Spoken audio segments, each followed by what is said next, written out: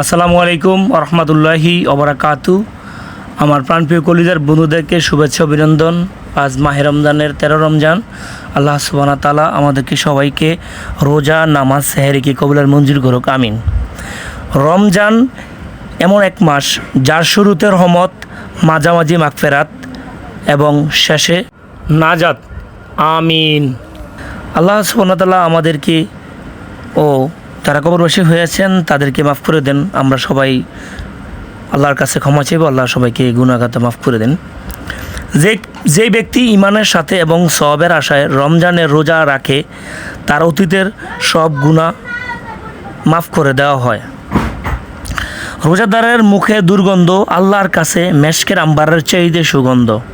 এটা হাদিসে পাবেন অবশ্যই। রোজা একটি ডাল স্বরূপ যা মানুষের জাহান্নামের আগুন থেকে রক্ষা করে দেয়, আমিন। আমরা সবাই ভিডিওটি শেয়ার করে দিব। এটা হচ্ছে আমাদের দৃশ্য বুলতা রূপগঞ্জ গাউসিয়া।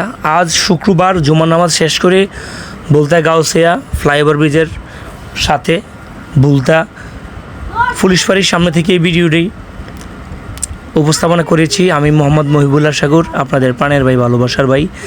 এই যে ছাতাগুলো দেখতে পাচ্ছেন, প্রত্যেকটি ছাতার মধ্যে লুকিয়ে আছে প্রত্যেকটি সন্তানের মুখের হাসি ও মায়ের বাবার আদর, ভালোবাসার, স্নেহ, আদর দিয়ে আগলে রাখার, সন্তানদের রুজি রোজগারের কামাই টাকা, তাদের সংসারের ভরণ পোষণের দায়িত্ব তারা নিয়েছেন। এই ছাতার নিচে আছে হাজারো মানুষের স্নেহ, আদর, ভালোবাসা।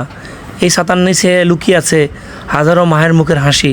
আমার সন্তান আজকে সারাদিন বেচাকিনি করে আমার জন্য ইফতার নিয়ে আসবে। হে আল্লাহ, এই রমজানের মাস রহমতের মাস, বরকতের মাস।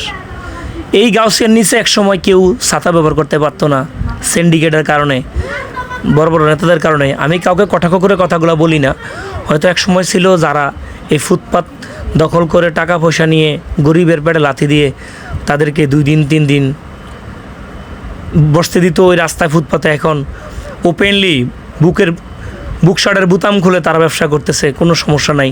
আপনি বুলতা গাউসিয়াতে এখন পাবেন প্রত্যেক সপ্তাহে শুক্রবার ও শনিবার সাপ্তাহিক বন্ধ থাকার কারণেও এখন ঈদের ছুটি উপলক্ষে গাউসিয়া ফুটপাতও বন্ধ থাকবে না, মার্কেটও খোলা থাকবে।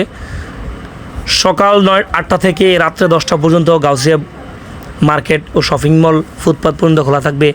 আপনি চাইলে যে কোনো সময় আপনাদের সন্তান ও বাবা মায়ের জন্য কেনাকাটা করতে পারবেন। এখানে হাজারো প্রকারের ছাতা ব্যবহার করছে যারা, তারাও এখন জীবিকা উপার্জনের জন্য বাবা মায়ের কুল ছেড়ে তারা চলে আসছে বুলতা গাউসিয়া ব্রিজের নিচে।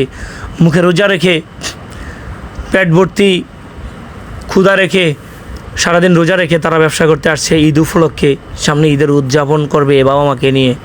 সেই ছাতার নিচে লুকিয়ে আছে হাজারো সন্তানের মুখের হাসি। তবে সবার জন্য দোয়া ও শুভকামনা।